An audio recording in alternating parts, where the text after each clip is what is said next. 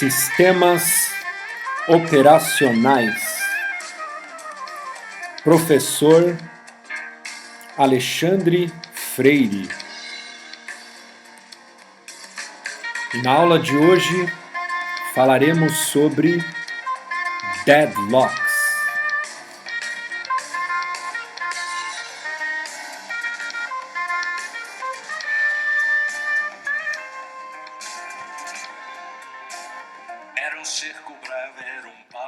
Olá, pessoal. Espero que estejam todos bem. Vamos lá. Bom, na abertura aí de hoje foi a música Vento Bravo do Edu Lobo. Uma apresentação que ele fez aqui no Teatro Municipal com uma orquestra. Baita apresentação. Bom, vamos lá. Hoje então, capítulo 7, Deadlocks. Bom, no finalzinho da aula passada, ficou faltando aqui um pedacinho, um trechinho aqui do capítulo 6, né? Então, antes de entrar no capítulo 7, vamos falar, vou explicar aqui o que ficou faltando do capítulo 6. Então, só relembrando aqui rapidamente, né? Do que a gente estava falando no capítulo 6, né? A gente estava falando sobre sincronismo de processos, né? Então, primeiro de tudo, né? A motivação inicial nossa era a seguinte: o sistema operacional ele tem como objetivo fazer um bom uso dos recursos. Então, no caso, a CPU, né? Para que ela não fique ociosa, o sistema operacional ele tem que ficar trocando o contexto entre os processos, né? Enquanto um processo vai fazer uma operação de escrita ou de leitura, alguma coisa assim, de entrada e saída, né? Aí o sistema operacional tira o contexto lá de um processo e passa para o outro. Também a gente viu lá que dependendo do tipo de sistema, né, se for um sistema de tempo compartilhado, não é só uma questão de desempenho, é uma questão também de dar a sensação ao usuário de que os processos estão sendo executados meio que, entre aspas, aí, simultaneamente, né? Então, cada processo ele sempre vai ter, ele não vai ficar muito tempo só esperando, ele fica pouco tempo sem ter nada da CPU para ele, né? Certo? Que é o que a gente chamou de sistemas de tempo compartilhado. Então a gente viu que existem motivos diferentes para o sistema querer ficar trocando de contexto entre os processos. Aí depois a gente viu que essa troca de contexto, quando ela é feita em qualquer ponto do código sem o nosso controle, isso pode dar problema de inconsistência nos dados, certo? Aí depois a gente estudou mecanismos de como fazer o sincronismo de processos. Que a gente a gente introduziu o conceito de lock, né? Desculpa, a gente introduziu o conceito de exceção crítica, né? Que são os trechos do código que podem dar problema de inconsistência, né? Porque eles acessam dados compartilhados, certo? E aí então essas sessões críticas, aí sim para a gente executar aquilo, aí a gente viu aquelas questões lá de fazer lock, enfim, tem toda uma série de coisas que a gente viu aí, não é simplesmente fazer lock, né? Tem situações diferentes e que tem que ser analisadas cada uma né, assim, caso a caso, né? Bom, e aí, então a gente viu aí tudo que tinha para ver aí do capítulo com relação a processos. Aí ficou faltando falar de transações, né? Que as transações elas também, assim, de certa forma elas são como um processo também, né? Só que a transação, qual que é a definição da transação, né? É, a transação tem que ser executada de forma atômica, né? Então assim indivisível, né? Então eu não posso, eu tenho que dar essa sensação, né, para o usuário de que como se eu tivesse executado ela do início ao fim, sem interrupções, né? Vamos dizer assim. E aí eventualmente essas transações elas vão acessar a base de dados, enfim, coisas assim, né? E, e aí então a gente estava vendo o protocolo de estampa de tempo para controlar o sincronismo entre as transações, tá? Então o problema é basicamente o mesmo, né? Assim, a gente tem, só que agora a gente tem transações, né? Que que a gente quer também fazer, executar pedaços dela, né? Fazer, entre aspas, uma troca de contexto. É porque assim, né? Deixa eu só explicar um pouco melhor isso, né? A transação ela não é um processo, tá? A transação ela pode envolver vários processos, tá? Então a transação ela tem passos dela que vão ser executados e que cada passo pode ser uma chamada de um processo, tá bom? Então ela não é um processo propriamente dito, mas ela tem a mesma característica de um processo, assim, é um conjunto de instruções e que podem estar acessando dados compartilhados entre outras transações, né?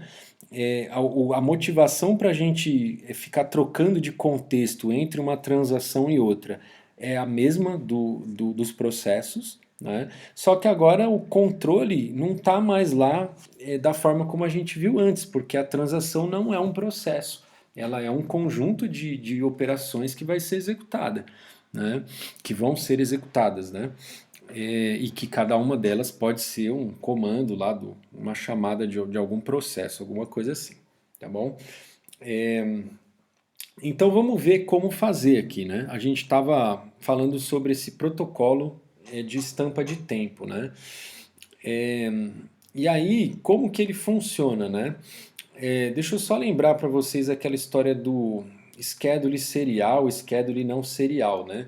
Então, assim, o schedule serial seria assim, eu tenho um conjunto de transações, aí eu escolho uma ordem arbitrária entre elas, e aí eu executo uma depois a outra. Isso é um schedule serial. Então eu vou executar todas as operações de uma transação para depois eu ir para a próxima. E assim por diante. Tá? Isso que é um schedule serial. Aí, o que a gente gostaria de fazer? É encontrar um schedule não serial, né? Porque se fosse serial, lembra que aí a gente tem, né, pode ter problema de desempenho, né, coisas assim. Então a gente quer ter essa liberdade de quebrar a transação, né? Falar, eu vou executar uma operação dessa, depois eu executo dessa, depois eu executo da outra. Então a gente quer ter essa liberdade de quebrar as transações, só que a gente quer que no final o efeito seja equivalente a como se eu tivesse feito um schedule serial, tá bom? Aí a gente viu que assim, ó, que o que a gente, como que a gente sabe, né, se deu certo ou não deu, né? Deixa eu só não, eu só não quero voltar muito aqui para não explicar, eu quero parar só no ponto que faltou explicar, porque aí quem tiver com dúvida disso volta no final da aula passada, né? Que eu acho que eu já estou me estendendo demais aqui na explicação, né? É que você já viu, né? Eu sou professor, né? Professor quando vai falar, né? Não para mais, né? É, então, assim, a questão era assim, né? Então, dado um schedule não serial, se a gente conseguir fazer operações de swap entre as operações que não estão em conflito, e através desses swaps a gente alcançar um schedule serial, então beleza, ok, né? A gente conseguiu o que a gente queria, tá? Que a gente vai chamar de seriável em conflito, tá bom? Que é só fazendo o swap das operações que não tem conflito, tá bom? Então, por exemplo, operações que não tem conflito, né? Aqui, ó, eu tô tem a definição formal. Volta na aula passada para lembrar, tá, pessoal? A definição formal, porque, enfim, para eu não me esticar demais, mas assim, se eu estou acessando dados diferentes, por exemplo, não tem conflito, né? Então, por exemplo, esse read e write no A com read e write no B, eu poderia fazer swap disso, desses dois com esses dois aqui, por exemplo. Isso não teria problema. Ou então só desse write com esse read aqui, ó. Porque eles estão acessando dados diferentes, né? Então nisso aí não tem conflito nenhum, tá? Agora se eu pegar esse read, né, e trocar com esse read aqui, ó, como eu fiz um write aqui no meio, né? Aí o problema, assim, eu não vou esticar demais, vai, chega. Eu só queria lembrar vocês que assim, read também não tem conflito. Então, dois reads no mesmo dado não tem conflito. Agora, o conflito entra quando tem write no meio, né? Então, aí a coisa muda de figura, né? Mas enfim, então volta lá depois quem tiver quem precisar lembrar aqui, volta lá no finalzinho da aula passada para lembrar direitinho essa parte aí, tá bom? Que eu vou. Agora sim eu vou só terminar aqui o que ficou faltando. Que era os protocolos baseados em estampa de tempo, e eu parei nesse slide aqui, né? 75. Então, implementação do protocolo baseado em estampa de tempo. Tá, vamos só vou voltar aqui, peraí, só para eu relembrar aqui o que é, né, estampa de tempo. Então, assim, ó, protocolos baseados em estampa de tempo. Selecione a ordem entre as transações com antecedência, tá? Então a gente vai ter uma ordem lá das transações que é arbitrária, tá? A gente pode colocar, aqui no caso ele está dizendo que ele vai colocar, digamos, pela ordem de entrada, né? Que acho que é a ordem mais razoável, né? Quem entrou primeiro. Você vai pôr a prioridade para ser executado primeiro, mas dependendo do esquema que você tem lá de prioridade entre as transações, você poderia mudar isso, tá? Mas o fato é, o protocolo ele pede que você inicialmente ordene as transações, tá? E aí você vai colocar uma estampa de tempo em cada transação para indicar essa ordem, tá bom?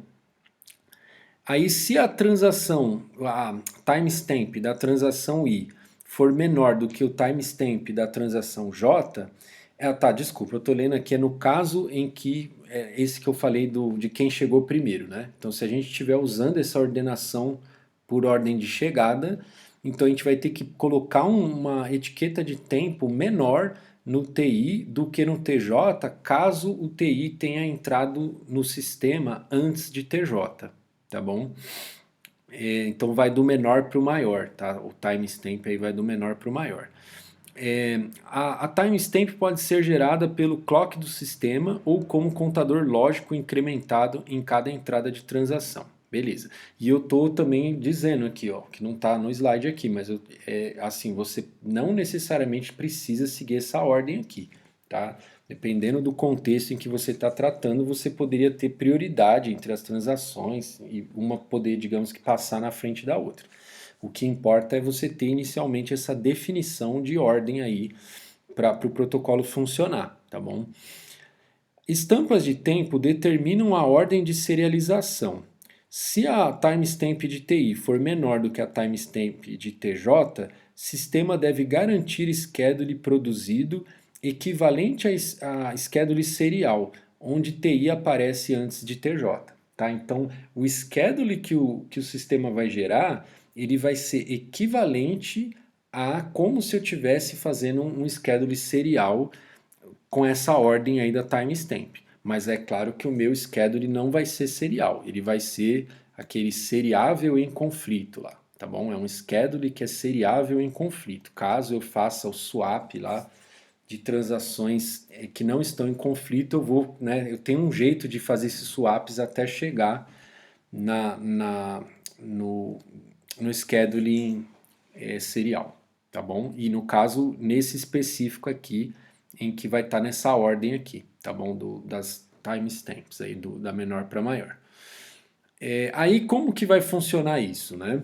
Então, um item de dados Q, ele vai receber duas estampas de tempo, uma de escrita e uma de leitura, tá? Aí a de escrita, tanto a de escrita como a de leitura, né, ela vai ter lá o valor da maior estampa de tempo de qualquer transação que executou aquela operação com sucesso, tá bom? Então, no caso da escrita, o timestamp lá a estampa, né, do W de Q vai ser o último, a timestamp maior lá de quem executou com sucesso a escrita, por último, né?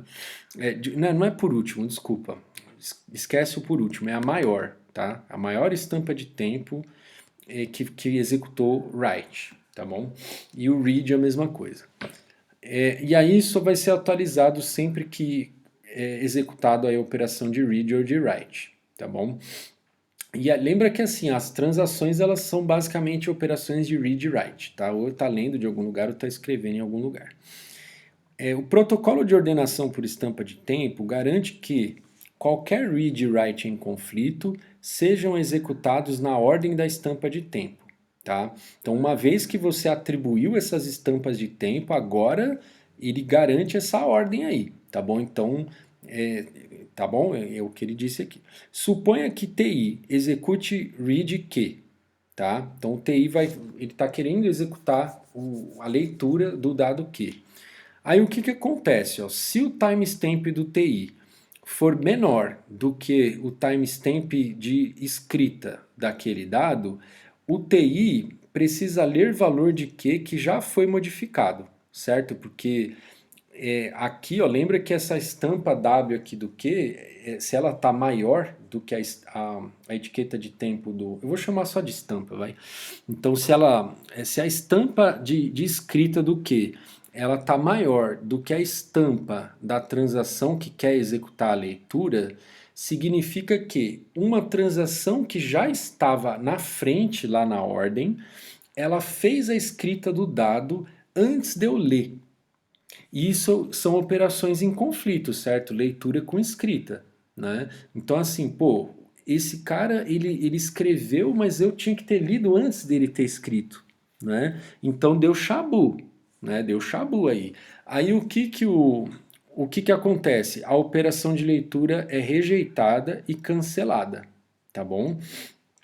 Então assim, deu chabu, ela não vai ser executada, tá bom? Se a estampa da transação for maior ou igual à estampa de escrita do dado Q, aí o read é executado. Aí, como foi read, não vai alterar a estampa W daquele dado. Agora, pode ser que tenha que atualizar a estampa R de read, né, daquele dado. Tá? Então, aí você vai olhar lá, se a estampa R do Q ela vai ser definida como o máximo entre o que estava antes e a sua transação de agora, tá bom? Então vamos supor, eu estou executando agora a transação 3, tá? Aí a estampa de leitura, eu consegui, né? Passei aqui por esse if aqui.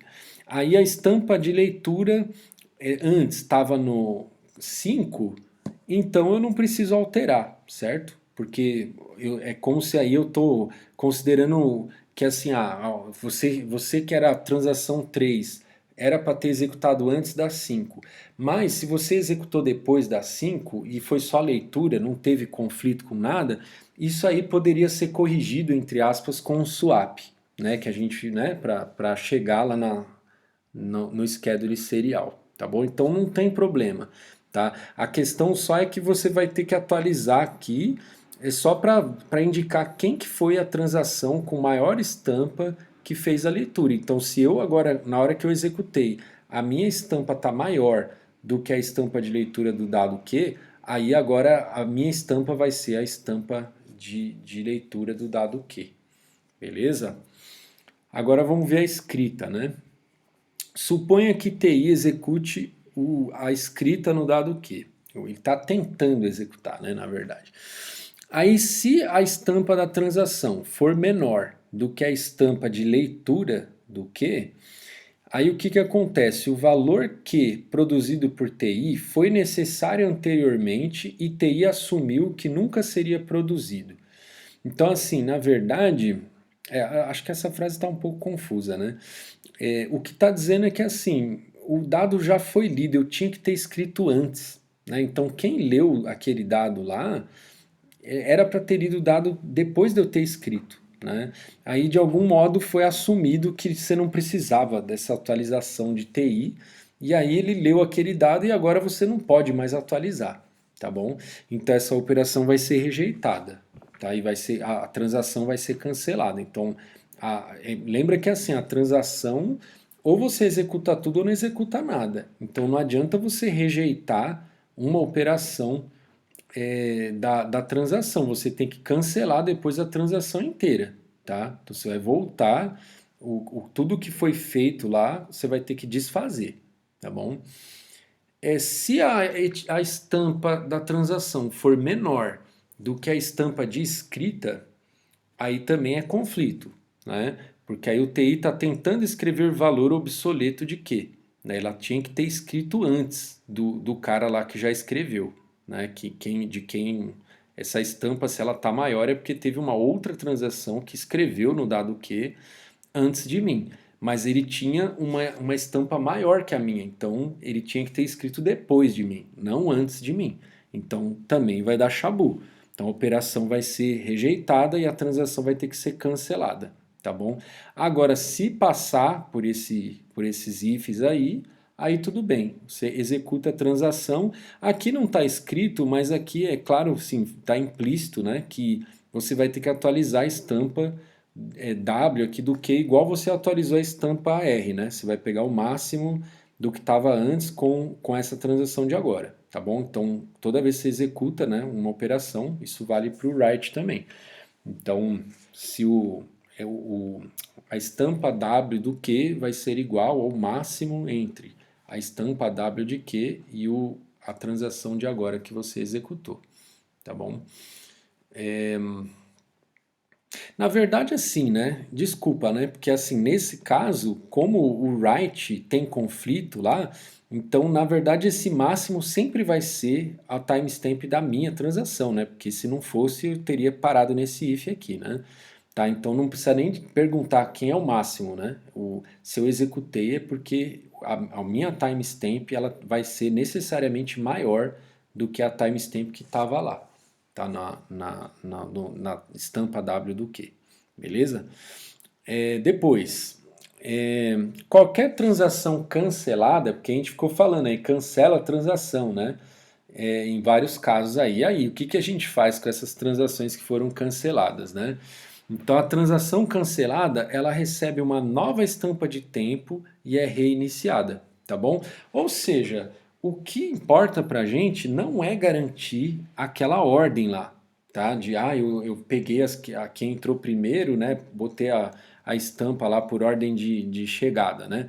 E aí eu vou executar nessa ordem. Não é, o que importa não é isso, tá? O que importa é não dar o conflito lá para não ter inconsistência nos dados, tá? Então o sistema ele só tenta executar naquela ordem, né? Então ele tenta fazer um schedule que não é serial, mas que seja equivalente a um schedule serial naquela ordem. Só que aí nessa tentativa pode ser que ele tenha que cancelar algumas transações. Aí quando ele cancela uma transação é como se ele estivesse jogando a transação para o final da fila, né? Que ela vai ser cancelada e vai ganhar uma nova estampa de tempo. Beleza? Aí esse algoritmo ele vai garantir a serialização por conflito e ausência de deadlock, tá bom? Então não vai ter problema de deadlock, que era o que a gente queria resolver também, né? Certo? Na verdade, assim, né? O capítulo de deadlock a gente vai ver agora, na verdade, né? Porque a gente ficou vendo aqui um monte de coisa de como evitar. Não, a gente já viu algumas coisas, né? Na verdade, a gente já viu um pouco já sobre evitar deadlock. É verdade, mas tudo bem. É que o próximo capítulo é que agora a gente vai ver isso mais a fundo. Beleza? Aí, eu achei que já tinha terminado, ainda tem um slide. Schedule possível sob protocolo de estampa de tempo. Tá, beleza. Só está mostrando um exemplo aqui, né? Então, o schedule não é serial, mas fazendo swaps aí eu consigo chegar no schedule serial, certo? Porque ó, esse read aqui ele não está em conflito nem com esse read nem com o write, porque eles estão acessando dados diferentes, né? Então eu poderia jogar esse read aqui para cima, aí eu teria um schedule serial normal, né? Da T2 depois a T3, tá bom? Então esse é um schedule possível aí do protocolo de estampa de tempo. Beleza? Tá bom, então agora sim vamos para o capítulo 7 de deadlocks. Eu vou ali fechar minha janela porque tá entrando um vento gelado aqui. O vento bravo, né? O nome da música lá, o vento bravo.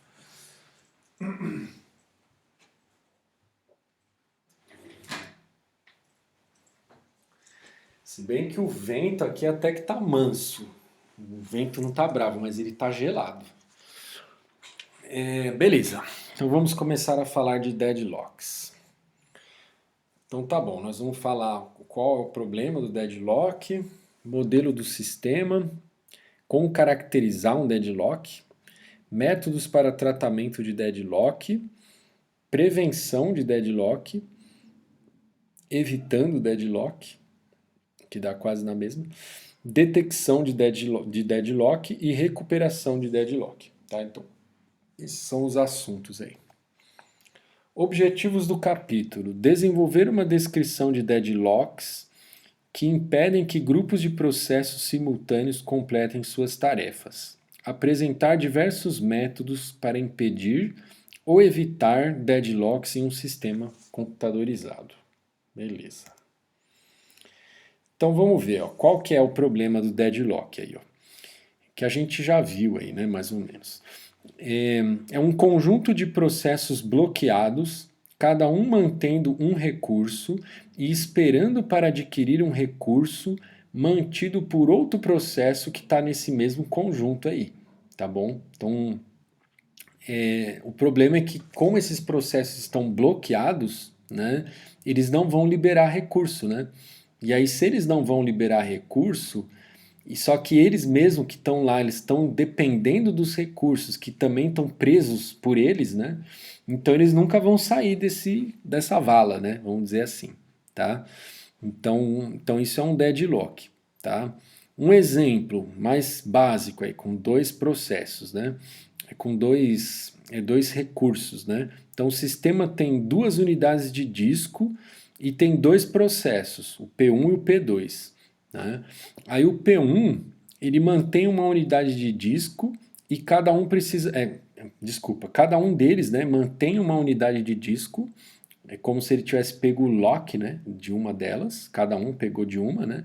E só que também eles estão esperando pela outra. Né? Então eu queria usar as duas HDs, sei lá, vamos supor que eu estou querendo transferir um arquivo da HDA para HDB.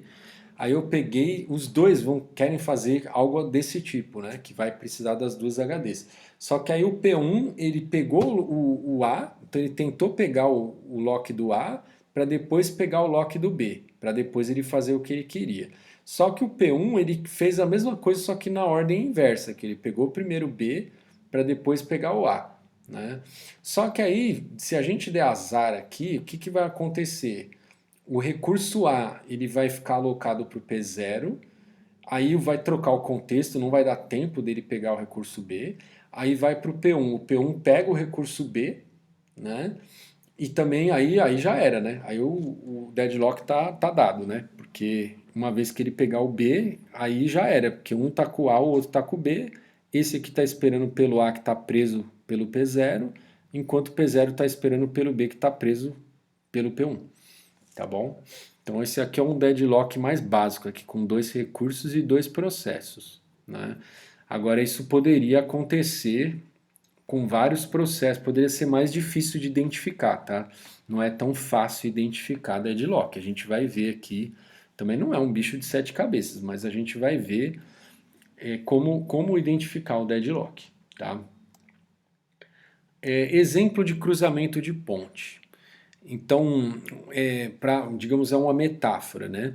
Então, imagina que a gente tem aqui uma ponte, a ponte ela é mão dupla, né? Só que tem um afunilamento aqui, e aí nesse afunilamento, é tipo algumas ruas, quando eu tô andando de carro na periferia, tem umas coisas assim, né? Tem umas ruas que são bem estreitas, aí os caras estacionam dos dois lados da rua, aí acaba que só passa um carro de cada vez. Então a rua ela é mão dupla, mas ela tem trechos que só passa um carro de cada vez. Né? Aí cada seção de uma ponte pode ser vista como um recurso. Então o recurso é esse trechinho aqui, ó, tá? Se houver deadlock, ele pode ser resolvido se um carro parar, apropriar recursos e reverter. Né? Então assim, imagina que você está vindo aqui com o teu carro, você entrou aqui no afunilamento, o outro cara está vindo na direção oposta, e aí vocês dois estão de frente lá. Né? Um vai passar sem o outro sair, né? Então os dois poderiam ficar travados lá. Né? Vários carros podem ter que parar se houver um deadlock. É um exemplo bom que lembra coisa de trânsito, né? Que às vezes acontece um acidente lá, trava tudo, né? Então isso aqui, ó, se vamos supor que os dois são meio marrento, né? Então esse cara aqui não, eu não vou dar ré, esse cara aqui não, eu não vou dar ré. a briga dos dois aqui, o impasse aqui dos dois, né, vai gerar um impacto na rua inteira e às vezes até em outras ruas, né, vai começar a entulhar trânsito aqui para todo lado, né. Então é a mesma coisa com os processos, tá? Às vezes é um deadlock simples aqui, ó, que às vezes a gente imagina, né? Um deadlock vai travar um deadlock simples desse aí de dois processos, vai travar os dois, eles vão ficar travados. Não, não é só isso. Pode travar vários processos no sistema, porque depois pode entrar um outro aqui querendo o recurso que está travado aqui, tá bom? Então isso pode gerar um impacto aí, derrubar com o teu sistema, tá bom?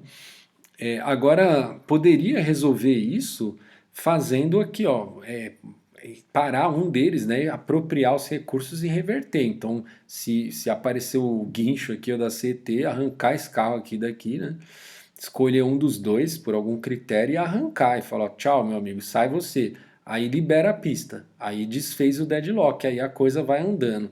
E aí, em algum momento, o carro da CT devolve, lá, o guincho da CT devolve o carro para a pista e o carro pode tentar usar o recurso de novo, né? Então, uma forma aí de resolver o problema de deadlock seria essa, você interromper processos que estão lá no deadlock, tá bom? Mas depois a gente vai olhar para isso com mais calma, tá?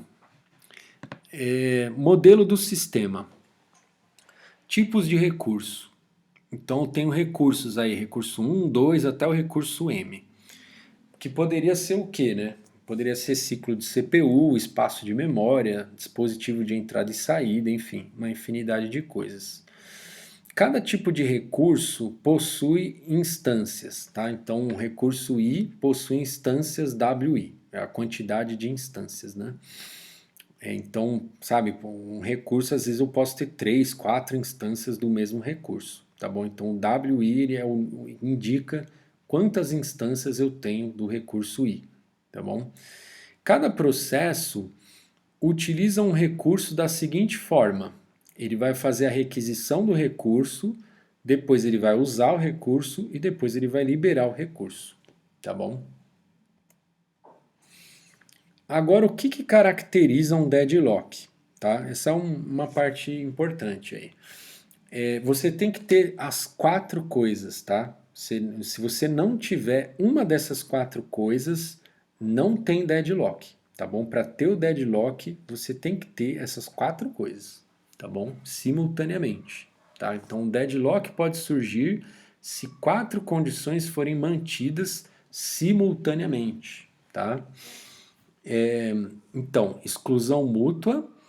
O que é a exclusão mútua? Apenas um processo de cada vez pode usar um recurso, tá? Então, geralmente a gente viu lá, tem lock compartilhado, né? E tem o lock exclusivo, né? Então, quando a gente queria fazer leitura, a gente podia usar um lock compartilhado, mas quando queria fazer escrita, né, tinha que ser lock exclusivo. E aí, lock exclusivo tem, né, portanto, a exclusão mútua, tá bom? Beleza. Outra coisa que tem que acontecer para ter o deadlock: manter e esperar.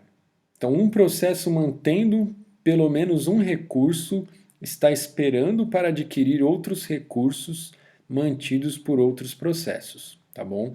Então, se no teu sistema tem a possibilidade de um processo ir para a espera mantendo recursos alocados para ele, portanto, recursos que ele vai bloquear ali enquanto ele estiver esperando, então o teu sistema tem essa característica aqui de manter e esperar, tá bom? Outra coisa que tem que ter também, não preempção, tá? E a preempção aqui não é no escalonamento. Lembra que a gente falou de escalonamento preemptivo, não preemptivo? Não é aquilo, tá? A preempção aqui nesse caso é a seguinte, ó, um recurso só pode ser liberado voluntariamente pelo processo que o mantém, depois que esse processo tiver terminado sua tarefa, tá bom? Então, assim, o sistema nunca toma o recurso da mão, tá? Aqui, lembra que assim, pelo menos assim, o recurso CPU, né? Aí sim, lembra que assim, então a CPU, lá os escalonadores preemptivos, né? Eles tomam, digamos, a CPU do processo, né? Eles arrancam o processo da CPU. Agora, tem recurso que não. Às vezes, então, vamos supor que o processo pediu o lock lá de um arquivo. E o sistema dá esse lock para ele do arquivo e nunca vai tomar dele. Só vai ter o recurso de volta quando o processo quiser devolver. Então, isso é a não preempção, tá bom? Então, se o teu sistema tem essa característica, ele tem, então, a não preempção. É nesse sentido aí particular que a gente está falando. Por último, espera circular. Tá? O que é a espera circular? Existe um conjunto de processos, tá? P0, P1, P2, P3, P4, até voltar no P0, né? Para configurar um ciclo. Né? Então existe um conjunto de processos esperando, tal que P0 está esperando por algum recurso que está mantido pelo P1, que está esperando por algum recurso que está mantido pelo P2, que está esperando pelo recurso mantido pelo P3, até chegar no P0 de novo, tá bom? Então é a generalização daquele deadlock simples que a gente viu lá com 2 processos e 2 recursos, tá bom? Aqui a gente está vendo que isso pode ter um ciclo maior, né? Então eu estou esperando por um, que está esperando pelo outro, que está esperando pelo outro, até chegar em mim de novo. E todo mundo lá travado, bloqueando recursos e vai ficar travado lá para sempre. Beleza? Então, para ter o deadlock, você vai ter que ter essas quatro condições aqui. Tá? Tem que ter a espera circular, tem que ter a não preempção, porque né, se tivesse a preempção, você vê tendo lá a espera circular, de repente, em algum momento, o sistema poderia retirar o recurso do processo e aí o ciclo ficaria desfeito. Né? Então, agora também, se não tivesse o manter e esperar, né? Porque o problema não é a espera circular, o problema é a espera circular com o pessoal mantendo e esperando o recurso, mantendo, né, alguns recursos e esperando por outros, né? E também, obviamente, a exclusão mútua, né? Porque se eu pudesse, se os processos pudessem usar os recursos ao mesmo tempo, não teria problema, tá bom? Então tem que ter essas 4 condições aí simultaneamente para ter o deadlock, tá bom? Gráfico de alocação de recursos. Então, assim, né, depois acho que a gente vai voltar nisso, mas assim, se a gente quisesse eliminar a possibilidade de ter deadlock, bastava a gente eliminar uma dessas 4 condições aqui. Tá bom? Você vai falar, o meu sistema não tem exclusão mútua. Então você nunca vai ter deadlock. O meu sistema não tem essa coisa de manter e esperar. Então nunca vai ter deadlock. O meu sistema, ele é preemptivo. Então assim, eu dou recurso para o processo, em alguns momentos eu tomo de novo, quando eu bem entender. Então nunca vai ter deadlock, tá bom? E por aí vai, né? Bom, a espera circular acho que é um pouco mais difícil de garantir que não vai ter, né? De eliminar. Né? Na verdade, assim, vai dando spoiler já, né? A gente vai justamente, é aqui que a gente vai atacar o problema, tá? De forma assim, acho que a forma mais engenhosa, digamos, de atacar o problema é evitar a espera circular, tá?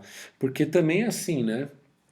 Eu falei aí, basta você eliminar a exclusão mútua, mas assim, dá para fazer isso, né? É razoável fazer isso? Né? Então você vai ter que pensar nisso. É razoável eliminar isso aqui? É razoável eliminar aquilo lá? Tá bom? Então acho que o jeito mais engenhoso aí e mais razoável também, eu acho, de lidar com deadlock é eliminar a espera circular. Tá bom? É isso que os algoritmos que a gente vai ver aí daqui a pouco fazem. Tá bom? Gráfico de alocação de recursos. Um conjunto de vértices V e um conjunto de arestas E, tá? Que tem nesse grafo. O conjunto de vértices ele é particionado em 2, tá? Vão ter 2 tipos de vértices. Uns vértices vão representar recursos, outros vértices vão representar processos, tá bom? Então os processos são P, vértice P alguma coisa, e o recurso é R alguma coisa, tá?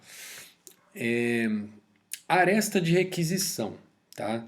Eu não gosto nem de chamar isso de aresta, tá? Para mim isso aqui é arco, tá? Quando tem direção é arco. Então eu vou chamar de arco, tá? Vocês vão ler aresta aí no slide, mas eu vou chamar de arco, tá? Então o arco de requisição, ele é assim, o processo P1 está requisitando o recurso J. então eu vou ter um arco de P1 para RJ, tá bom? Então esse é o arco de requisição, ele vai do processo para o recurso. Depois tem o arco de atribuição, que aí ela está na outra direção. Então o arco ele vai estar do recurso para o processo. Então isso vai significar que esse recurso está alocado para esse processo, tá bom? Aí na hora de desenhar o grafo, na hora de desenhar o grafo, o processo a gente vai desenhar redondinho e o recurso um quadradinho, tá bom? Se for recursos de múltiplas instâncias, aí a gente vai colocar quadradinhos menores aqui dentro do quadradão, para indicar o número de instâncias, tá bom? Então aqui no caso são 4 instâncias, então tem 4 quadradinhos aqui dentro, beleza? Aí quando o PI solicitar uma instância do recurso RJ, aí a gente vai colocar o arco lá, ó, indicando. Então esse arco aqui vai indicar o processo PI solicitou uma instância do recurso RJ, tá bom? Agora quando for alocado de fato, né, aí vai ser na outra direção. Então o PI está mantendo uma instância do recurso RJ, então vai estar lá o arco do RJ para o PI no grafo, tá bom? Aí um exemplo de um grafo de alocação. Aqui também está escrito gráfico, tá? Eu vou chamar isso de grafo, tá? Não de gráfico. Exemplo de um grafo de alocação de recursos, tá? Então aqui, ó. Então o processo P1 está requisitando o recurso R1, só que o recurso R1 já está alocado para P2. Aí o P2 está solicitando uma instância do recurso R3, mas essa instância já está alocada para P3. P1 está mantendo uma instância do recurso R2 e P2 também está mantendo uma outra instância, porque esses são duas. Aliás, o slide dizia que era quadradinho, mas ficou bolinha, né? Então ficaram duas bolinhas aqui dentro. Então uma instância está com P2, a outra instância está com P1, tá? Desse recurso R2. E o recurso R4 tem 3 instâncias e ninguém solicitou e também não tem ninguém mantendo nenhuma instância desse recurso. Tá bom? Então, olhando para esse gráfico, ou esse grafo, a gente consegue saber aí tudo que está acontecendo no sistema em termos de alocação de recursos, né? Agora aqui, ó, um deadlock aqui, ó, olhando, agora a gente vai identificar o deadlock olhando para esse grafo, tá? Então aqui, ó, esses 3 processos eles estão bloqueados, né? Porque, ó, o P1 ele está solicitando um recurso, né? Então ele está esperando, né? E ele também está mantendo o recurso, né? Então aquela coisa do manter e esperar. Isso vale para todos, né? O P2 também, ó, solicitando e mantendo. O P3 solicitando e mantendo, né? O que o P1 está esperando, só o P2 pode dar para ele, ó. É ele que está com a instância. Só que o que o P2 está esperando, só o P3 pode dar, que é a instância do R3, que está com o P3. E o que o P3 está esperando está com o P1 e com o P2. Tá? Aqui é um pouco mais complexo, que aquela definição que a gente deu lá, ela encaixa melhor quando a gente está falando de recursos de uma única instância, né? Que é assim, o P1 esperando pelo P2, que espera pelo P3 e o P3 espera pelo P1. Né? Aqui no caso, o P3 ele está esperando ou pelo P1 ou pelo P2, né? Ele quer uma instância. Então, qualquer um desses dois aqui que liberar, para ele tá bom. Só que o problema é que nenhum dos dois vai liberar, né? Porque esse cara está esperando esse, que está esperando pelo P3, então, sem o P3 liberar essa instância que ele não vai liberar, nem o P1 nem o P2 vão liberar a instância que o P3 quer, tá bom? Então, aqui é um deadlock, tá bom? Só que aqui é mais difícil identificar deadlock com recursos de múltiplas instâncias, tá? A gente vai ver o algoritmo daqui a pouco que faz isso. E aí a gente também vai ver o caso de recursos que tem uma instância só, que é o caso mais fácil, o caso que a gente consegue, com esse grafo aqui, a gente dá conta de resolver o problema, né? Agora vamos aqui, mais um exemplo. Ó. Nesse caso aqui, ó, tem um ciclo, tá? Só que aqui não tem deadlock, ó. Por que que não tem deadlock? Porque quando o P2 terminar, ele vai liberar uma instância do R1. A hora que ele liberar, aí o P1 vai conseguir aqui a instância, vai quebrar o ciclo aqui, tá bom? Então, ou seja, né, esse grafo aqui, ele não dá conta de identificar deadlock quando tem recursos de múltiplas instâncias, tá bom? Então, o fato de ter espera circular aqui não está indicando que, sabe, que está travado, porque tem, né, vocês estão vendo aqui que, né, enfim, que eu acabei de explicar. Tá bom? Beleza, fatos básicos. Se o grafo não contém ciclos, então não há deadlock. Aí sim, com certeza, você consegue dizer isso. Mas se não tem ciclo, não vai ter espera circular, enfim.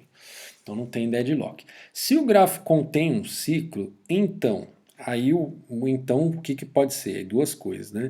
Se há apenas uma instância por tipo de recurso, aí certamente é deadlock, tá? Agora, se há várias instâncias por tipo de recurso, então há a possibilidade de deadlock. Pode ser que sim, pode ser que não. Então a gente viu um exemplo aqui que tem o ciclo, mas não é deadlock. Aqui tem ciclo, né? Ó, um ciclo aqui, né? Ó, pá, pá, pá, pá, pá, pá. E tem o deadlock também, né? Tá bom? Então o que a gente consegue afirmar é isso, tá? Não tendo ciclo, com certeza não tem deadlock. Tendo o ciclo, se for recurso de todos os recursos, né, tiverem uma única instância, então a gente também consegue afirmar que é deadlock. Agora, se tiver recursos de múltiplas instâncias, aí não dá para saber se tem o deadlock ou não. Tá? Pode ser que tenha, pode ser que não.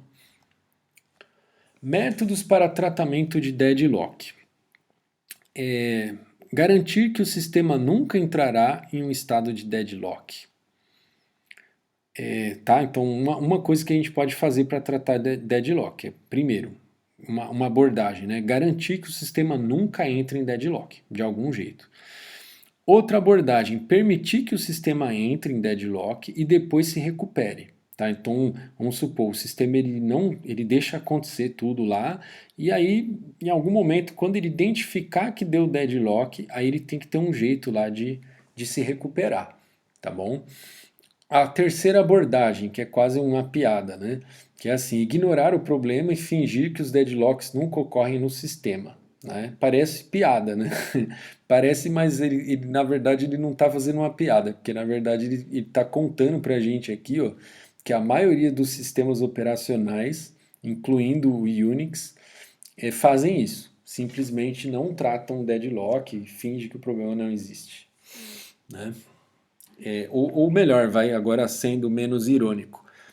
O sistema ele deixa isso a cargo do usuário, né? O usuário que controle os recursos que ele está usando para que não ocorra deadlock.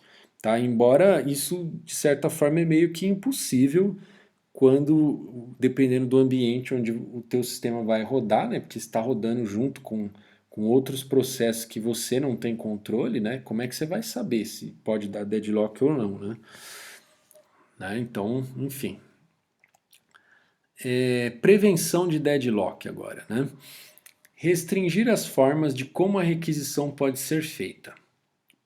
Então, exclusão mútua. Agora, atacando aqueles pontos lá, né, que eu tinha comentado antes. Então, se a gente for atacar a questão lá da exclusão mútua. Não exigido para recursos compartilhados, porém deve manter para recursos não compartilháveis. Ou seja, né, exclusão mútua você não tem muito o que fazer, né? Certo? Então não tem como eliminar. Quando você tem recursos compartilhados lá, não tem como eliminar a exclusão mútua. Que aí você foge do deadlock e aí você volta para aquele problema de inconsistência dos dados. Manter e esperar. Vamos ver se dá para fazer alguma coisa com relação a isso. Deve garantir que sempre que um processo solicita um recurso, ele não mantém quaisquer outros recursos. Né? Exige que o processo solicite e tenha todos os seus recursos alocados antes de iniciar a execução, ou permite que o processo solicite recursos somente quando o processo não tiver recursos. Tá? Então seria uma saída possível, né? Você vai falar assim, olha, você vai começar, o teu processo vai começar. Você fala, ó, então você primeiro pega todos os locks. Se você não conseguir todos os locks, você não começa. Então nem deixa você começar. Aí você pegou todos os teus locks, então você não vai tipo, pegar um lock, esperar por outro, bloqueando um na tua mão. Não vai acontecer isso. Você vai, antes de fazer o que você tem que fazer, você tem que pegar lock de tudo que você vai usar. Aí, tendo isso estando disponível para você, esses recursos vão ser alocados para você.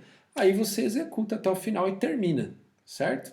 Então isso eliminaria a questão do manter e esperar, tá bom? O problema é que isso vai gerar uma degradação no desempenho, né? Porque aí o processo às vezes ele não precisava pegar todos os locks de uma vez, né? Se exige demais, aí depois o processo acaba que ele nunca consegue entrar, ele acaba demorando mais, né, para conseguir os recursos que ele precisava. O efeito colateral, né?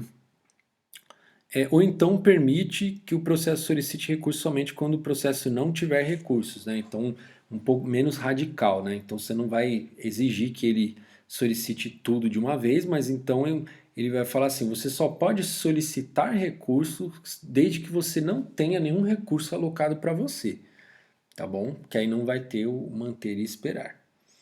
Beleza? Isso acaba quase assim, vai, entre aspas, se você for olhar para uma sessão crítica em específico, ela vai funcionar parecido com o que acontecia antes aqui na frase aqui em cima, só que num nível menor, né? Só com relação àquela sessão crítica, porque aí você vai falar assim, para executar uma certa sessão crítica, eu vou ter que pedir o que eu preciso. E aí, depois para pedir de novo, eu não posso, eu tenho que liberar tudo que eu já peguei, né? Então, sabe, você não vai poder fazer aquelas soluções que a gente fazia lá, que pega lock de uma coisa, daqui a pouco pega o lock de outra, né? Você vai, ou você pega tudo de uma vez ou não pega, né? Daquele bloquinho lá, né? Certo? Então é meio, mais ou menos parecido que essas duas coisas. A diferença é que ele exige tudo isso já logo no começo, tá? Então antes de iniciar a execução do processo, ele já tem que pegar tudo que ele vai usar. Aqui, antes de cada bloquinho, né, que você for trabalhar com lock, você vai ter que pegar tudo que você precisa e depois liberar, né? Você não vai poder ficar pegando uma coisa, depois pega outra e tal. Bom, e aí com isso pode acontecer a starvation, tá bom? Porque, enfim, o processo lá antes de inicializar, ele quer um monte de recursos, só que nunca vai acontecer de todos esses recursos estarem disponíveis ao mesmo tempo. Então pode ser que eu fique abandonado lá.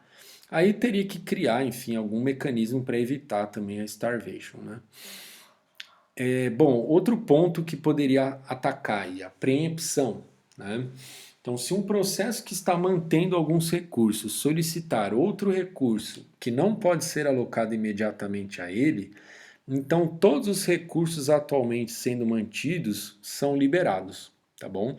Então ele fala, eu manti um recurso A, aí eu pedi o B, não tem o B, aí então você perdeu o A, entendeu? Porque aí você não vai ficar esperando e segurando nada na tua mão, tá? Então, uma forma de você preemptar recursos do processo, né?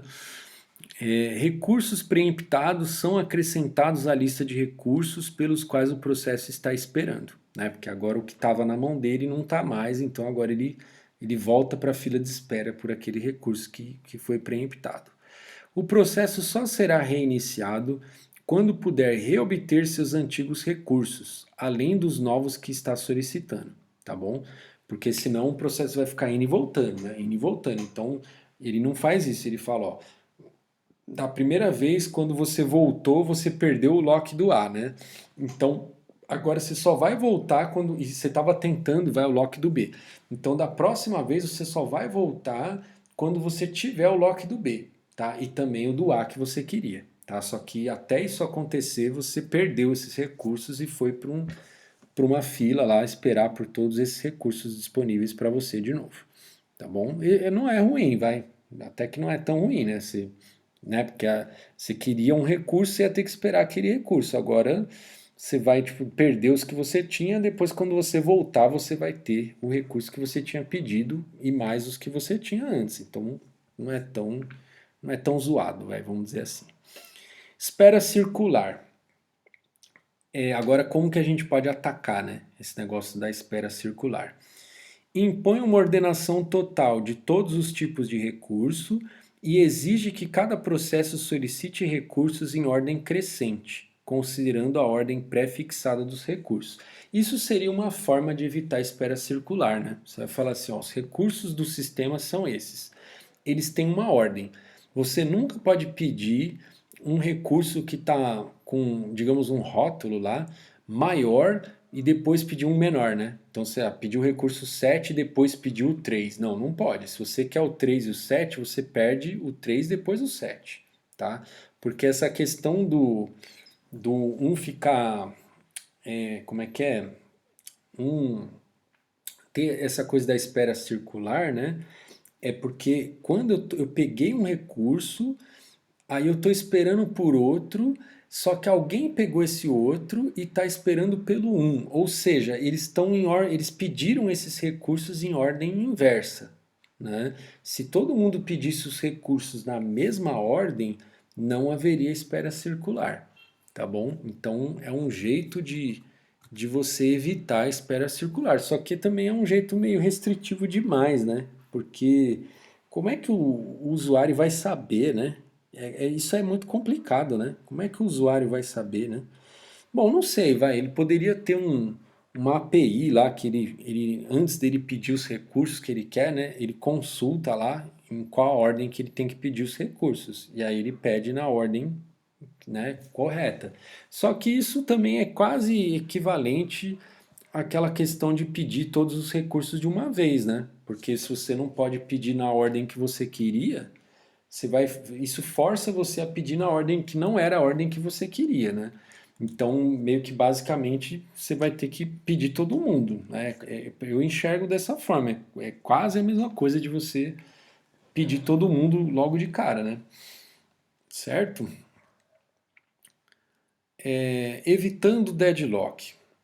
Exige que o sistema tenha alguma forma adicional, alguma informação adicional a priori, tá? Então aqui, ó, essas formas que a gente viu aqui, ó, seriam soluções que a gente deixa isso como política, e aí uma vez que isso está definido, o sistema não precisa controlar mais, tá? Não vai ter deadlock. Se essas regras, alguma dessas, né, não são todas, tá? Se você impor uma dessas regras aqui, você vai eliminar das quatro condições necessárias para o deadlock. Portanto, qualquer uma delas que o teu sistema adotar, não vai ter deadlock, tá? Então o teu sistema não vai precisar monitorar, ele simplesmente não vai ter deadlock. O problema é que assim, será que eu quero impor condições tão restritivas, né? Agora, a gente poderia olhar para o problema de outra forma. Agora, pensar assim, não, eu não vou impor nenhuma dessas coisas aqui, vou deixar rolar tudo, exclusão mútua, manter, esperar, preempção, espera circular. Na verdade, a espera circular é o que a gente vai evitar aqui no caso. Então, eu estou deixando aqui meia coisa correr frouxo, só que aí eu vou ter algumas informações adicionais a priori para eu evitar o deadlock de alguma forma, que a gente vai ver daqui a pouco, tá? Modelo mais simples, tá? Então isso é um modelo mais simples e mais útil.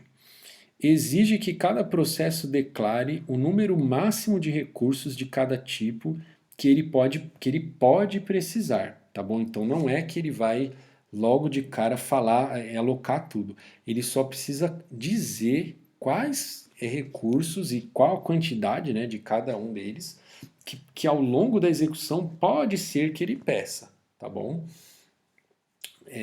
Beleza. Então aí depois se ele pedir acima disso, né, ele falar o recurso A, eu posso pedir até 2 aí, né, ele vai indicar. Depois lá ao longo da execução ele pedir 3, aí ele não vai ter as 3, tá? O sistema não vai deixar, tá? Porque aí a declaração dele não está coerente com o que ele pediu depois.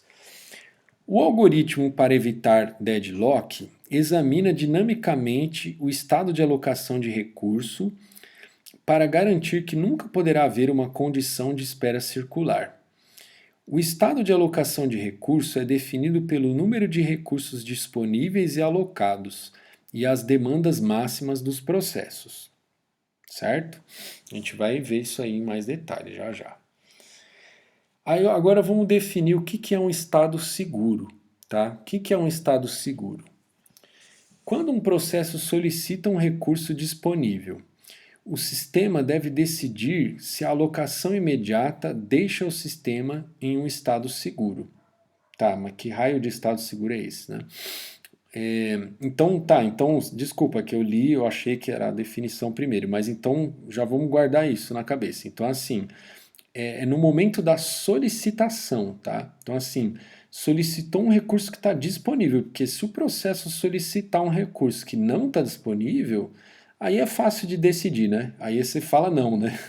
O processo está pedindo uma coisa que você não tem, você simplesmente fala que não tem, né? Agora, se o processo faz uma solicitação de um recurso que está disponível, aí o sistema vai pensar primeiro antes de dizer se ele vai te dar o recurso ou não vai, tá bom? Então ele vai decidir e como que ele vai fazer isso, né? Ele vai falar assim: bom, se eu te der esse recurso, eu vou ficar num estado seguro? Vou. Ah, então tá o recurso.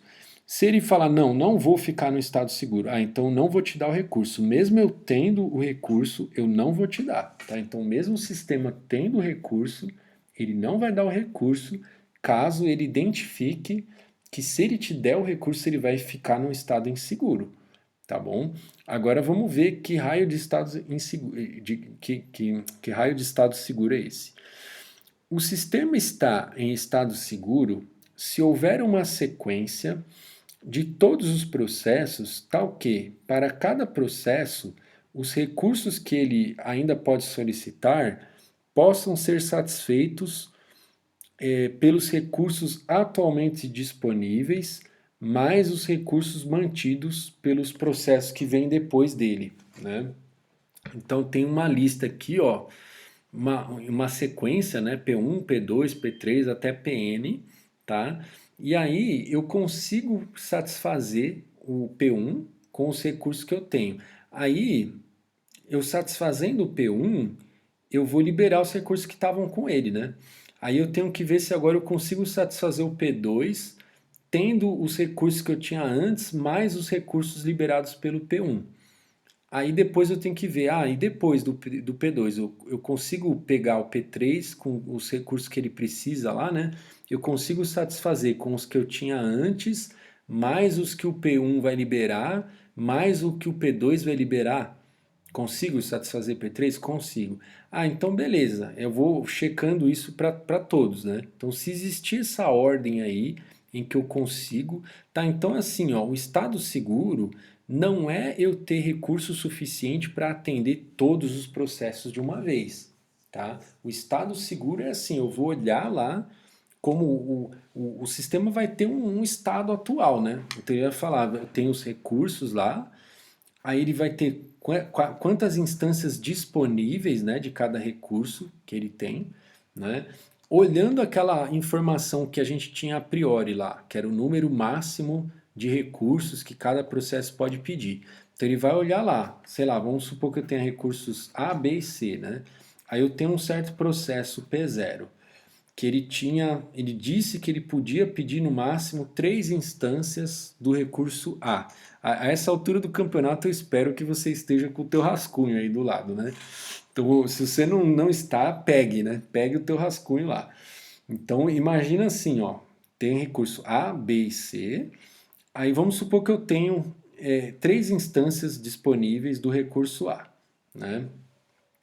E aí o P0, eu nem lembro agora, eu vou construir o exemplo do zero, né? Eu tinha começado a falar, eu não lembro mais o que eu falei. Agora eu vou começar do zero. Então imagina que eu tenho 3 instâncias disponíveis do recurso A. Aí o P0, ele disse que ele poderia pedir até 2 instâncias, sei lá, né? Aí beleza. Se ele pedir não, desculpa, agora eu buguei aqui. Eu buguei. Vamos fazer o seguinte, ó. A gente vai ver exemplo e acho que vai ficar mais claro. Eu acho que vai ser mais fácil para vocês também. Então, esquece o rascunho. Daqui a pouco a gente vai ver exemplo, tá bom? Então, mas só vamos fixar o conceito aqui, ó, do estado seguro. Então, o estado seguro não é eu conseguir atender todo mundo de uma vez, tá? O estado seguro é assim, pô, existe alguma ordem que eu consigo atender esses processos? Né? Porque às vezes o PN aqui eu não tenho os recursos ainda para atender, mas aí eu deixo ele por último, eu vou atender primeiro quem eu tiver recurso para atender. Então aí à medida que eu atender os caras, eles vão me devolver os recursos que estavam com ele, né? Então aí eu vou poder usar os recursos que estavam com ele para atender o próximo. Então quanto mais eu for atendendo os caras, mais recursos eu vou ganhando de volta, certo? Até eu conseguir chegar no final e atender até o último processo, tá bom? Então eu faço essa checagem aí. Se eu consigo essa ordem aí eu estou no estado seguro, tá bom? Então do jeito que o sistema está agora, eu consigo terminar a execução de todos os processos sem dar deadlock. Basta que eu atenda os processos à medida em que eu tiver os recursos que eles precisam, tá bom? Aqueles que me pedirem coisa que eu não tenho, eles vão esperar. Mas em algum momento, o P1 aqui, sei lá, ele vai me pedir os recursos que ele precisava para terminar, aí ele vai terminar, aí ele vai liberar recursos para eu poder usar, né? Para atender os demais. Ou seja, se as necessidades de recurso de PI não estiverem disponíveis imediatamente, então PI pode esperar até que todo PJ tenha terminado. O PJ são os que vêm antes do PI, né? Quando o PJ tiver terminado, PI pode obter os recursos necessários, executar e retornar os recursos alocados e terminar, tá bom? Quando o PI termina, aí o próximo, né, o PI mais um, pode obter seus recursos necessários e assim por diante, tá bom? Então essa que é a ordem aí do estado seguro, beleza? Fatos básicos. Se um sistema estiver no estado seguro, então não há possibilidade de ocorrer deadlock, certo? Porque no estado seguro a gente já viu lá que eu consigo atender todo mundo em alguma ordem, então eu vou atender todo mundo e não vai dar deadlock. Se um sistema estiver em estado inseguro, aí pode ser que aconteça o deadlock, tá? Então o sistema estar em estado inseguro não significa que ele está em deadlock, tá bom? Ele estando no estado inseguro, pode ser que dê deadlock, tá bom? Aí eu estou dependendo da sorte, né? Quando eu estou no estado inseguro, tá bom? Porque o estado inseguro ele está indicando para mim que, dependendo do que for solicitado, pode ser que trave, né? Porque pensa assim, tá, pessoal? O teu sistema ele não tem controle sobre o que é solicitado. Então, a qualquer momento, qualquer processo pode solicitar recursos. Então você não tem controle sobre o que é solicitado. Você só tem controle sobre o que é alocado. Então, quando te é feita uma requisição de algum recurso, aí cabe a você liberar ou não. Isso você tem controle. Né? Você vai falar, eu vou liberar ou eu não vou liberar. Né? Essa decisão cabe a você. Aí o que, que acontece? Vamos supor que você libera um recurso que aí te deixa num estado inseguro, mas ainda não está caracterizado o deadlock, ainda não tem a espera circular. Mas você liberou um recurso que te deixou num estado inseguro, que aí o que, que pode acontecer? Um outro processo pode fazer uma solicitação que vai gerar o deadlock, entendeu? Então, porque sei lá, né, naquela coisa de fila circular lá, quer ver? Deixa eu voltar em algum slide aqui, ó. Imagina que é assim, né, ó. Aqui, ó. Ó a diferença desse gráfico para esse, ó, desse grafo para esse, né? Ó. Nesse instante aqui, ó, é o instante em que acontece o deadlock, ó, que o recurso R2 é alocado, não, desculpa, em que o processo P3 ele faz a solicitação do recurso R2, ó. Nesse momento deu o deadlock, aqui não tinha. Nesse momento teve. Só que o que que acontece, ó? Nesse momento aqui, ó, eu não tenho esse controle. Então aqui já, sabe, ou seja, né, esse estado que eu estava antes é um estado inseguro. Porque o processo ele fez algo que eu não posso evitar, que é ele fazer uma solicitação, e essa solicitação foi o que gerou o deadlock. Então eu não deveria ter permitido que o sistema chegasse nesse ponto aqui, ó. Então provavelmente, ó, vamos supor que a última requisição feita aqui foi o P3 que solicitou. Tá, antes aqui, vamos supor, o R3 estava alocado para o P3. E aí o P2 solicitou. Não, não é isso. Peraí. Eu teria que ter negado aqui alguma coisa, né? Então, eu só estou vendo aqui como que eu. Aqui, vamos supor que a última coisa que foi alocada foi o R2 alocado para o P2, tá bom? Então, nesse instante aqui, ó, o sistema ele teria que perceber que ele não deveria, mesmo ele tendo, ele tava, imagina que estava tudo aqui, só não tinha essa aresta, não tinha esse arco, né? Então, assim, ele vai falar assim, pô, eu tenho duas instâncias do recurso R2.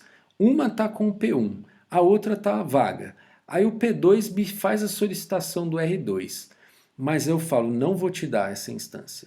O P2 vai chorar, vai falar, pô, mas a instância está aí e tal. Você vai falar, não posso, cara. Por quê? Porque se eu te der essa instância, e vai que o P3 me pede uma instância, aí vai dar deadlock, cara. Vai ser pior para todo mundo. Aí ele vai, né? Tá bom? Então deu para sacar aqui a ideia, né? Então eu vou evitar chegar nesse ponto aqui, que é um ponto anterior ao deadlock, tá bom? Então a gente não vai fazer, nesse algoritmo agora, a gente não vai fazer detecção de deadlock, a gente vai fazer detecção de estado inseguro. Então nesse caso aqui o estado é inseguro, então não deveria ter chegado nesse ponto. Beleza? Vamos voltar para lá.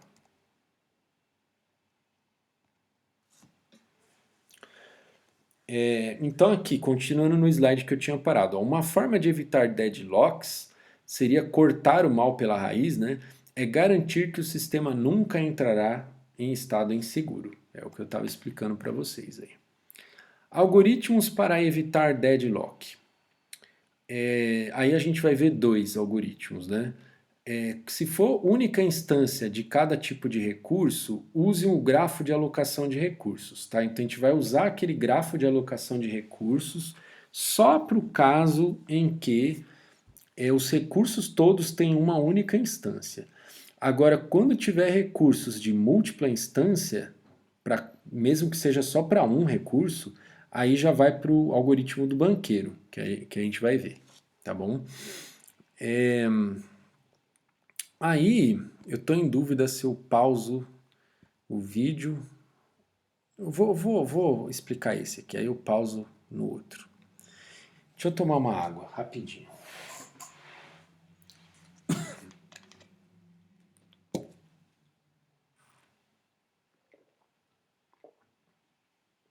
Então, como que vai funcionar esse esquema aí do grafo de alocação de recursos?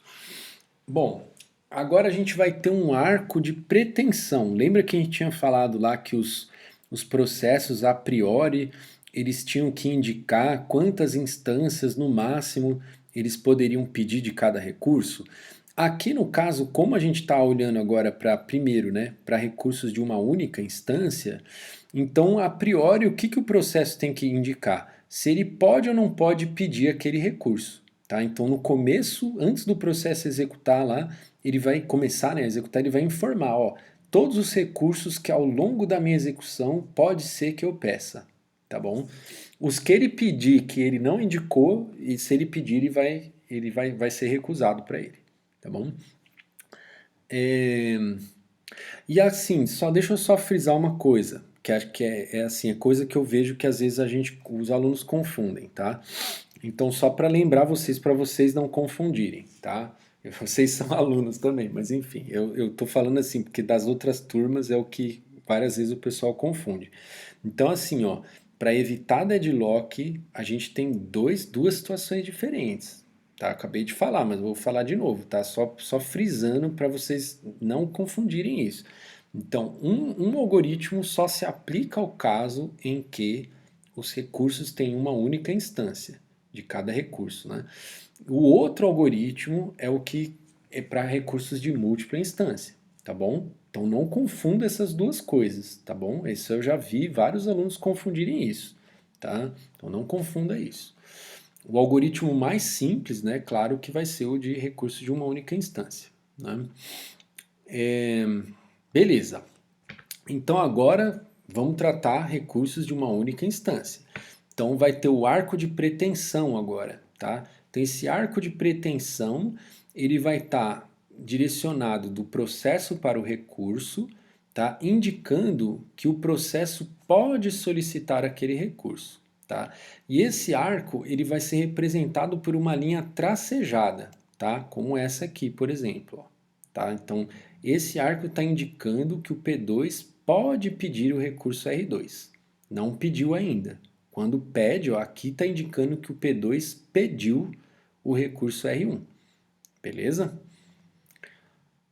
Arco de pretensão converte para arco de requisição quando um processo requisita o recurso. Então aqui, ó, no momento em que o P2 pediu o recurso, o arco vai ficar sólido aqui. Isso eu não tenho controle, tá, pessoal? Não tenho controle, o cara pediu. Ele pediu, tá pedido. Então eu vou mudar o arco dele aqui para arco sólido, tá bom? Arco de requisição convertido para arco de atribuição quando o recurso é alocado ao processo. Então, vamos supor que o P1 tivesse aqui pontilhadinho no começo, né? O arco vindo de P1 para R1, linha tracejada. Aí ele solicitou, aí ficou arco sólido do P1 para o R1. Aí o sistema deu o recurso, alocou. Aí inverteu o arco sólido também, agora de R1 para P1. Beleza? Então aí indica que o recurso foi atribuído. Quando um recurso é liberado por um processo, o arco de atribuição volta para um arco de pretensão. Então depois que o P1 terminar de usar o recurso R1, aí volta à direção original, que é do P1 para o R1, só que com a linha tracejada, porque agora ele não solicitou de novo o R1. Só vai ficar sólido de novo quando ele solicitar de novo, né?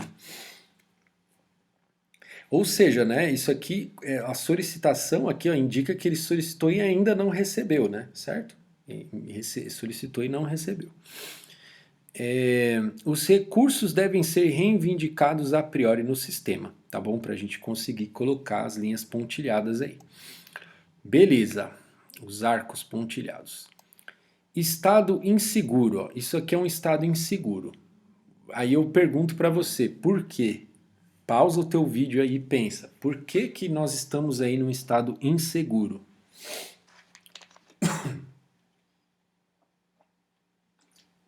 Resposta, né? Porque, ó, lembra, eu não tenho controle sobre o fato do processo pedir um recurso. Ele pode pedir a qualquer instante.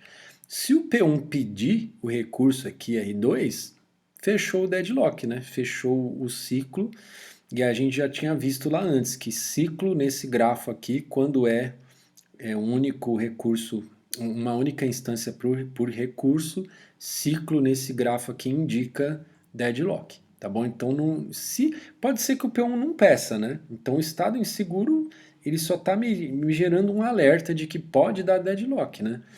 Que eu não deveria, né, manter aqui a minha zaga aberta desse jeito aqui.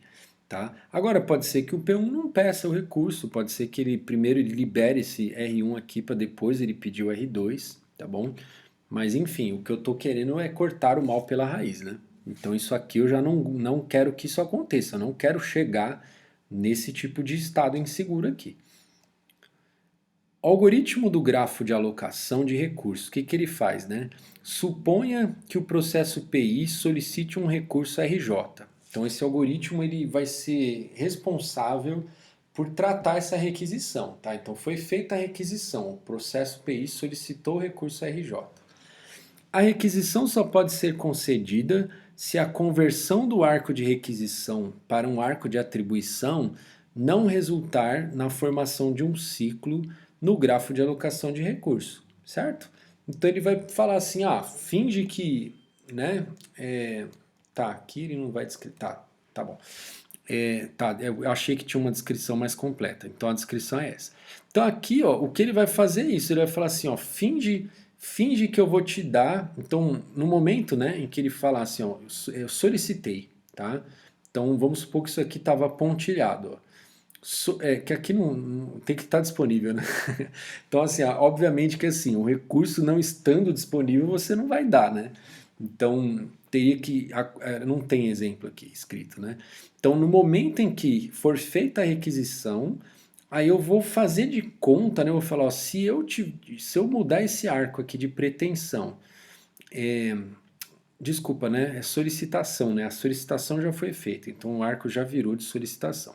Aí você vai falar, se eu inverter, né? Pegar esse arco de solicitação e inverter para virar o arco de atribuição, vai gerar algum ciclo no meu grafo? E esse ciclo eu vou procurar incluindo os arcos pontilhados, né? Então, no momento em que eu entreguei esse recurso aqui, por exemplo, ó, tá? Eu deveria ter rodado o algoritmo e identificado esse ciclo aqui. Então eu não entregaria esse recurso aqui, R1 para o P1, tá bom? Então é isso que ele faz, ele olha, se eu inverter o arco, vai ter ciclo, incluindo os arcos pontilhados? Vai. Ah, então não entrego o recurso. Beleza? Agora, se não, né, se não resultar na formação de um ciclo, aí entrega o recurso. Beleza? Agora, com múltiplas instâncias, o buraco é mais embaixo, né? Aí eu vou pausar o vídeo aqui para continuar no próximo. Aliás, acho que esse vídeo aqui já deve ter ficado bem longo.